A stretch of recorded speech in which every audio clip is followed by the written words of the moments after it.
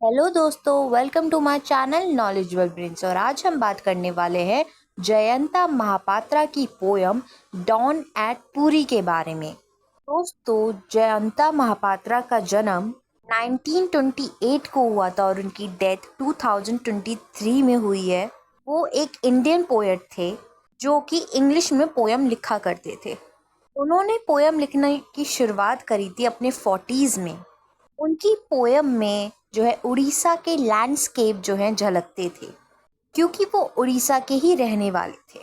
उन्होंने साहित्य academy award जीता था इन 1981, जो कि इंडिया का मोस्ट प्रेस्टिजियस लिटरेरी ऑनर था।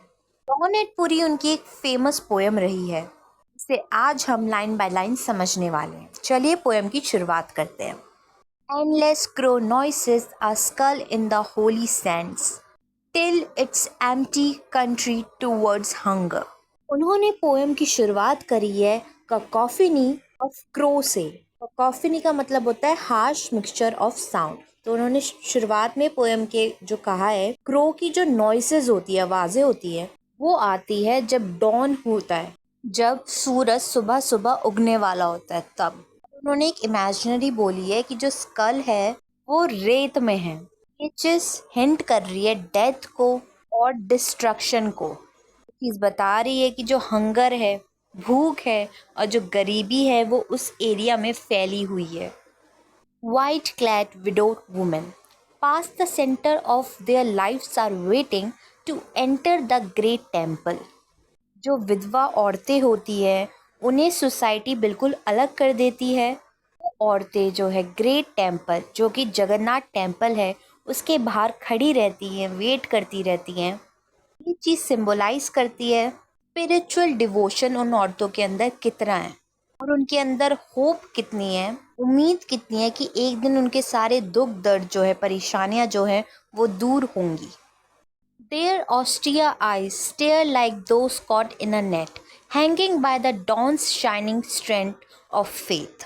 उन विधवा औरतों की जो आंखें हैं वो डिस्क्राइब करती हैं जो उनकी कंडीशन है वो कितनी ज़्यादा सीवियर है। वो ट्रैप्ड हैं, ऐसा लगता है मानो जैसे वो किसी जाल में फंसी हुई हैं। ये चीज़ रिप्रेजेंट करती है कि वो सोशल एक्सपेक्टेशन के ट्रैप में फंसी हुई हैं। वो उम्मीद में फंसी हुई हैं कि एक दिन सब कुछ ठीक होगा। The pale early light catches ruined leprous shells leaning against one another, a mass of crushed faces without names। इन लाइनों में पोएट ये कह रहे हैं, जो सुबह की जो रोशनी होती है उस वक्त कुछ चीज़ें रिवील होती हैं, जैसे कि उन औरतों की लाइफ कितनी ज़्यादा ख़राब है। जैसे कि लेप्रस शेल हो, लेप्रस मतलब डैमेज्ड। उनके फेसेस जो हैं अनजान हैं बिल्कुल, किसी को उनके नाम नहीं पता।